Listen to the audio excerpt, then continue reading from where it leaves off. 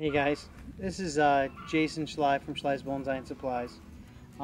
Thank you for submitting your questions. Alan Miner had asked a question about live oaks, if you could air layer them and propagate them. It was a great question. Air layering is possible with the southern live oak. They air layer actually very well. A great example of the live oak naturally layering is ground layering, when the branches undulate down and hit the ground and then root and regrow out to form a separate tree. It takes a while to air layer a live oak, especially older live oaks, ones that have a larger trunk, but the trade-off is you're going to get an excellent nabari when you do that. So take your time, do it correctly, cut the girdle around with a sharp blade, use some rooting hormone, put some sphagnum moss around it, and put some aluminum foil or even a cut pot around it, and you should have pretty good success. Worst case scenario, it recalluses over and you have to do it again. Make sure that the nights are above 50 when you do it. This right now, we're in April, it's a perfect time to put air layers on live oaks here in Central Florida. Give it a shot and post your results. Thank you. The second question from Alan was about the bulbous roots of a ginseng ficus. He wanted to know if you could carve on that and improve the base.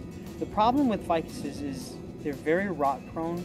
Those succulent roots, when you start carving into them, sometimes will rot away. Sometimes they roll over. But what I found, the easiest way to do it is I take the succulent roots of a ginseng ficus and I tend to score around the radial widest section of the ginseng roots and applying rooting hormone, and then bury it deeper in the pot. And what that does is when we bury it, you'll issue feeder roots along that widest section, and that tends to fix any reverse taper issues, fix that those unrealistic roots, and creates a new base that you can work with and create a better bonsai with nice even radial root spread. This next question is on collecting. It isn't wise. Typically when you collect material out of the wild, it's going to need 2 to 5 years to recover. That's when you're going to be doing your styling and refining. When you first collect a tree, that is the time to do major cuts on the roots and the top. However, certain varieties are treated differently. Some varieties may not even have any branches yet, and some trees will have to grow roots back before you can start working on them as well.